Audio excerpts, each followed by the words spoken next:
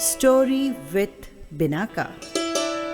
सुनिए कहानी बिनाका की जुबानी।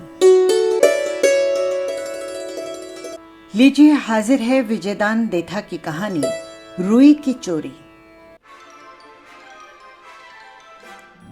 एक चोर एक बनिए के यहां चोरी करने के लिए गया। बनिए के रुई का धंधा था। चोर को इस बात का पता था कि रुई बकारी में रखी हुई रहती है। उसने सोचा कि अगर रुई की एक बड़ी सी गांठ बांध लूं तो किसी को कानो कान भनक भी नहीं पड़ेगी और अपना काम भी बन जाएगा। सर्दी के दिन हैं, घर वाले तो सभी घर में सोते होंगे। वो धीरे धीरे चलकर बकारी के बिल्कुल पास जा पहुंचा। बकारी के एक तरफ एक भैंस खड़ी जुगाली कर रही थी। उसने भैंस के पास ही रुई बांधने के लिए अपना चद्दर बिछा दिया, पर चद्दर बिछाते ही न जाने कौन उसे वहां से खींच कर ले गया।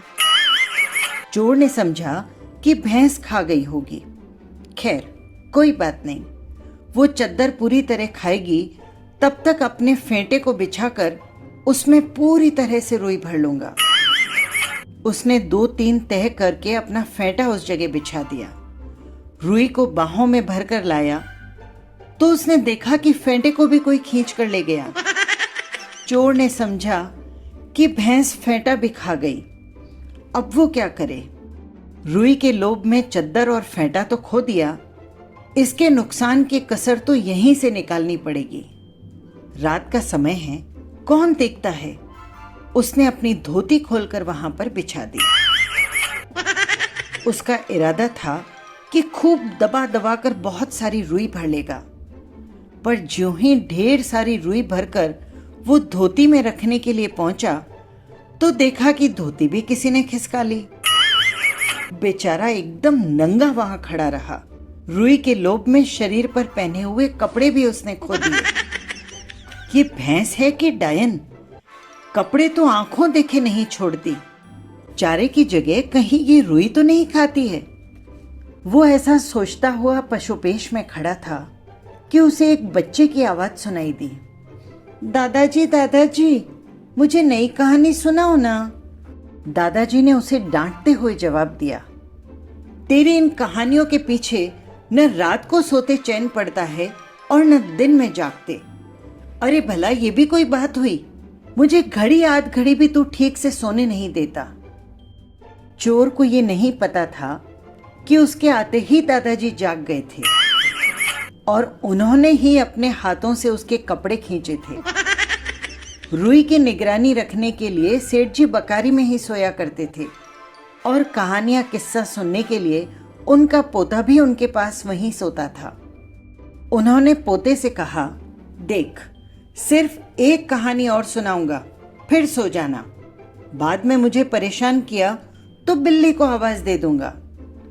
बच्चे ने कहा, एक कहानी सुनते ही मुझे नींद आ जाएगी दादाजी, देखो आप बिल्ली को मत बुलाना। तब दादाजी ने कहानी कहना शुरू किया। तो राम जी भले दिन दें, एक बार मैं एक सेठ के घर चोरी करने गया और उस सेठ के रुई का धंधा था। मैं रुई की गांठ भरकर वहां से उचकाना चाहता था। मुझे इस बात का पूरा पता था कि रुई बकारी में पड़ी है। मैं धीरे धीरे धीरे चलता हुआ उस बकारी के पास पहुंचा। मैंने रुई की गांठ बांधने के लिए वहां पर अपनी चद्दर बिछा दी।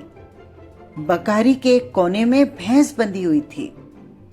उस भैंस की बहुत बुरी आदत थी, वो कपड़े को देखती तो देखे नहीं छोड़ती।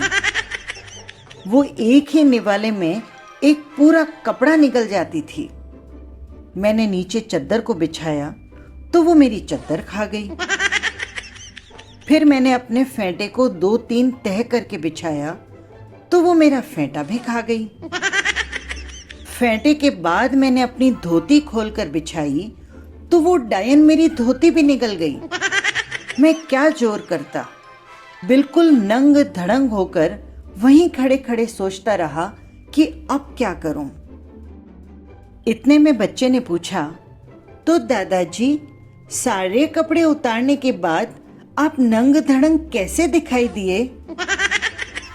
तब दादाजी ने दिया जलाकर उस चोर की तरफ इशारा करके कहा, बेटा, मैं बिल्कुल इसके जैसा दिखाई देता था। और चोर वहां से नंगा ही भाग खड़ा हुआ। बेचारे को बनिए के घर में रुई की चोरी बहुत महंगी पड़ी। ये थी कहानी बातों की बगिया से। फिर मिलेंगे किसी नई कहानी के साथ। नमस्कार।